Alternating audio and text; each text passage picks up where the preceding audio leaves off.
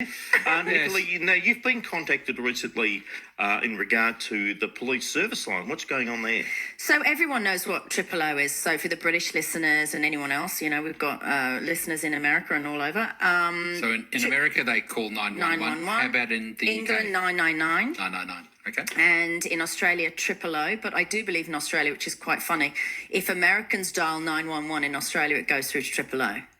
Because they just assume Americans may do that, which is fair enough, I think. Yeah. So there is another phone number for the police, a new one, and it's called the Police Assistance Line, or PAL for short. And that number is 131 444. Now, this is a new initiative. Now, I was contacted about this on Friday. I've never heard of it. So whoever's doing the marketing not doing a great job, because I would have thought any police assistance you need goes to Triple O. But apparently 30% of all Triple O calls are crisis calls, but not what the police would deem as an emergency. So they've set up this PAL. They wanted to set up this PAL, which was an assistance line for the police to take that slush of the 30% that wasn't an actual emergency. And they'd like people to dial that directly rather than Triple O having to, farm it off. So what happened is the Victorian government offered companies a $2 million grant to set up PAL. So What, now to market it? To set it up. Just to set it up? To set it up. Now, there was some criteria involved. Now, let me just say, before I convey this story, if I die in a bizarre gardening accident in the next few months, I want to investigate it because this is actually serious what's happening with this company. So a $2 million grant is offered to set up PAL. The criteria was, please employ 300 people minimum, some of them with Triple O experience, some of them with knowledge of police procedure, and some from the unemployment lines at Centrelink, which is fair enough.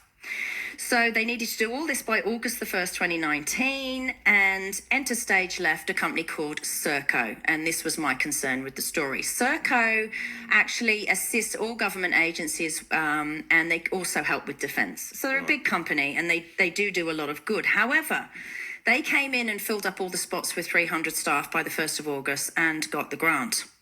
Then what happened is they started letting people go within 14 days. Now, because of the first in, first out policy, the people that they employed first were the masses from the Centrelink lines. And the people they got last, because they were researching the thing and trying to find them, were the Triple O people and police experience. All the people you need to actually run the service. So because of the first in, first out rule with employment, all the people that have been let go are the people with the adequate experience. And the people that have been left, which is only 125 people, we've only just hit the 1st of September. So they got the grant on the 1st of August and more than half the staff have already gone. It should be an inquiry in this. Why haven't we heard about this in the public domain? Well, it's just breaking now. I was contacted by a Victorian police officer and also a union rep for this company. Now, what's worrying me about this is that Triple O, people that are trained for Triple O, they're trained in privacy procedures, right? Because obviously, God knows what you're listening on Triple O, and you're right in there. And no one, as far as I know, has ever divulged anything private from a Triple O call. You don't read about it, you don't see it in the press. And the procedure for this PAL number is that the staff, which are not as well trained, must, when they hand calls to Triple O, because they think, okay, this isn't a crisis, it's an emergency, their procedure is that they hang up and don't listen, right? Because it's someone's emergency. But apparently certain staff members down there, and it's been confirmed by the union rep, are listening in. Oh, don't say that. So procedures not being followed. Now, the first person that was caught doing this hasn't been let go.